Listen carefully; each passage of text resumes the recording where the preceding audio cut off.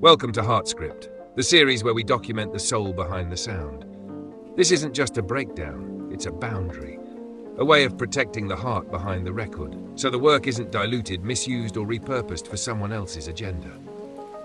Yodael G didn't make these songs to be spoon-fed or sanitized. They weren't designed to fit a trend or a talking point. They were made to make you feel something, to challenge you, to stir your spirit. In this installment, we explore the evolving universe of Yodael G's catalogue, starting with Mount Hiatus Remastered, a spiritual and sonic retreat from the digital world, a conversation between man and machine, and more than that, a mirror for us all. So whether you're here for the lyrics, the vision, or the meaning behind the mountain, you're not just decoding music, you're reading the Heartscript. With that said, let's begin by first looking at the foot of the mountain, the opening track on the 8-track EP, Mount Hiatus Remastered. The Foot of the Mountain is the opening lyrical track on Mount Hiatus Remastered, and it sets the emotional and thematic foundation for the entire project. It captures the moment where Yodael G first feels the pull towards solitude, catalyzed by a seemingly accidental event, dropping his phone in August 2017. That moment becomes symbolic, a crack in the screen revealing a crack in reality itself. What appeared to be an accident was, in hindsight, divine interruption, leading to deeper awareness. The song traces a journey from digital detachment to spiritual awakening, describing how the artist's relationship with technology shifts over time, especially in the chaos of 2020. As overstimulation, screen fatigue, and social media pressure intensify, Yodael G finds himself drawn toward a higher calling, represented by a mountain that appears both in his dreams and as a faint vision in the sky. The hook, "There's something about this place that seems familiar, I feel free when I'm lonelier," reveals the paradox at the heart of the project. In solitude, there's clarity. In detachment, there's freedom. The track frames loneliness not as isolation, but as an elevated state of being, a place where the noise of opinions and distraction fades. Sonically, the track is introspective but grounded, serving as the first step into the journey of Mount Hiatus, a step taken not with fanfare, but with reflection, conviction, and quiet rebellion. Let's break it down. This intro is rich. Here's the section. In the summer of 2017, of August, I busted my phone. But it was all cool because ever since that happened, I've had some time to be alone. Now, the more I left the crib, the more time I had for myself and the less time I spent on screens. But it wasn't until I seen a door in the galaxy and a mountain in my dreams. In that spoken word intro, the artist reflects on a pivotal moment, August of 2017, when a busted phone unexpectedly leads to stillness. What starts as a minor inconvenience becomes the first signal that something deeper is shifting. Over time, this accidental detachment reveals how overstimulation had masked a need for solitude. And then, years later in 2020, the same event occurs again. But this time, it's no longer just physical. The broken screen comes with a vision, a distant glitch, a crack in the system. It's the artist's first indication that the world he's navigating might not be what it seems. That glitch, subtle as it is, implies the presence of something off-script, something designed, but also something that could be broken into. Rather than define what the glitch, the door, or the mountain symbolize just yet, the commentary leaves those elements open, like puzzle pieces that will fall into place later in the album. For now, they function as calls to awareness. All right, let's dive into the hook. There's something about this place that seems familiar, a place where I'm not held by your opinions.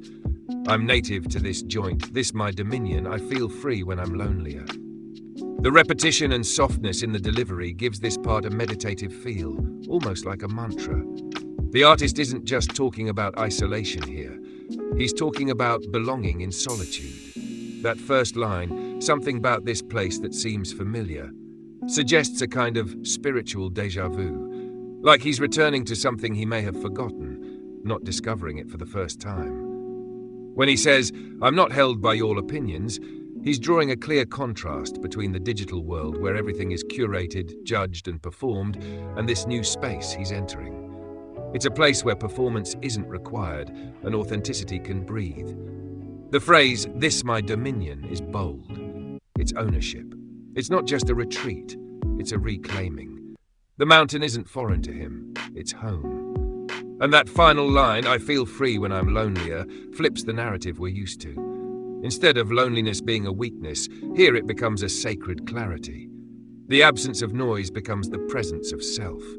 The hook gets repeated later too, with slight variations, each time adding layers to the meaning. Alright, let's start with the bridge. Look, most people can't see the mountain. Their fear of the unknown's gone stop them.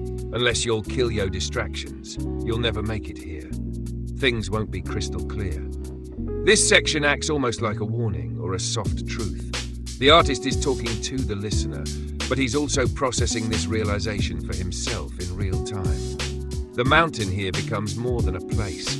It becomes a metaphor for clarity, elevation, and divine alignment. And the key barrier? Distraction. If the hook was about peace found in solitude, this part is about the cost of that peace. You don't just stumble onto the mountain, you have to sacrifice for it. Then it continues. Most people can't leave the planet. They stuck to cellular devices. The information that's granted ain't always good to hear. It overloads your ear. This section is deep. Most people can't leave the planet. Feels metaphorical. It's about people being trapped in their current headspace, their digital habits, their social media loops. The line, "stuck to cellular devices," isn't just about addiction. It's about being tethered to the world's noise and the illusion that constant updates equal awareness. And then, the information that's granted ain't always good to hear. That's a line you could sit with for a while. It captures the emotional weight of constant exposure, how knowing everything can be just as damaging as knowing nothing. So now moving into the next verse, this is where things turn inward again. This, the point of no return, the foot of the mountain, feeling like I'm drinking, off the youth of the fountain of youth. I search for my truth, I'm finding my reality from my point of view. Here, the mountain becomes the threshold. This isn't just a pit stop, it's a crossing. Point of no return implies once he's seen what solitude and clarity bring him, he can't unsee it. The line about drinking off the youth of the fountain bends the classic myth of the fountain of youth. He's not chasing eternal youth, he's using the stillness to reclaim something pure, unspoiled within himself. The second half of the verse builds on that. And ain't nobody else DLP'd as your boy could do. You heard my tabula rasa song, but here's an inside scoop on what it felt like to soul search and look for proof, to find peace from within while I'm in this booth. So when Yodael G references tabula rasa in the line, "Ya heard my tabula rasa song, but here's an inside scoop," it's more than just a callback. Tabula rasa represents the beginning of the unraveling, the first crack in the framework he had grown up in. At that point in his life, the artist had been conditioned to think in binaries. We're right, they're wrong. But something shifted. A college professor told him, there's no such thing as reality, only perception. And that moment redefined how he viewed conflict, empathy, and the human experience.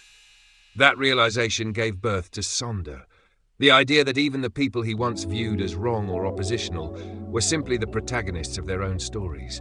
That expanded his worldview. It deepened his ability to listen, to learn, and to meet people where they were. But in Foot of the Mountain, we're no longer in that initial awakening.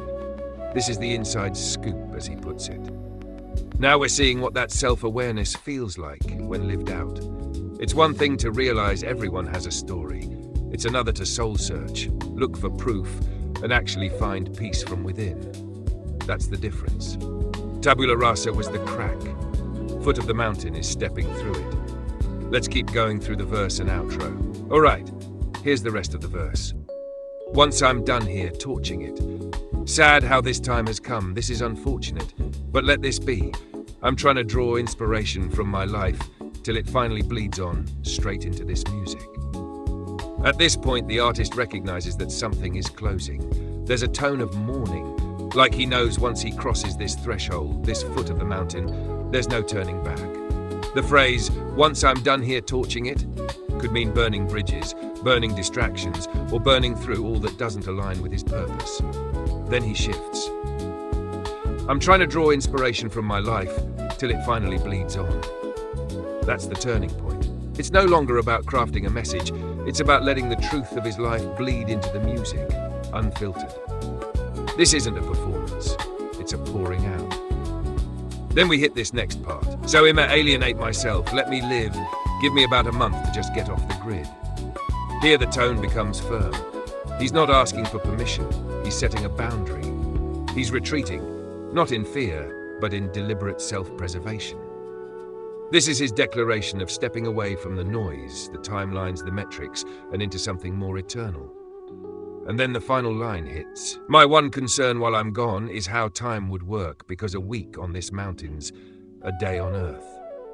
That final line, because a week on this mountain's a day on Earth, isn't just about space-time theory.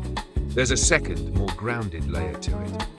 On one level, it nods to Einstein's theory of relativity, how time stretches or contracts depending on your position and speed. But on a human, day-to-day level, it reflects something we've all felt. That sense of expanded time when we put the phone down, step outside, and truly engage with the world. The artist is highlighting how much more he's able to accomplish, reflect, and be present when he's disconnected.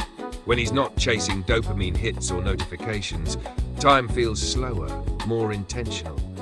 It's a kind of mental clarity that technology tends to compress. Social media makes hours disappear in a blur. On the mountain, even a day feels full. So the lyric is a layered metaphor. It's about temporal freedom, but also psychological presence. The idea that time becomes rich when you're no longer feeding distractions. Now that that's clear, let's zoom out and talk about how Foot of the Mountain sets the foundation for the rest of Mount Hiatus Remastered. Foot of the Mountain is the gateway to Mount Hiatus Remastered. It's the moment the artist steps away from the world's noise and commits to internal stillness. But what makes this song so foundational is that it doesn't begin with triumph. It begins with tension. There's hesitation. There's grief. There's an internal tug-of-war between what he knows he needs, solitude, silence, healing, and what he's afraid to let go of, validation, connection, being in the loop. This track introduces the main themes that echo through the rest of the album. Disconnection as liberation. The break from technology isn't punishment, it's protection, a spiritual refuge. Surveillance and overstimulation.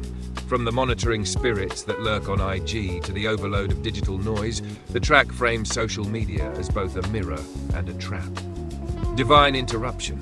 The repeated cracks in his phone aren't accidents, they're signals. Glitches in the simulation, nudges from something greater. Time dilation and presence. We learn that time, when unplugged, is experienced differently, more fully, and that is priceless. What's brilliant about this song is that it doesn't try to resolve these tensions. Instead, it sets the artist at the base of the mountain, with all of his questions, fears, and early clarity intact. From here, the rest of the album becomes a climb.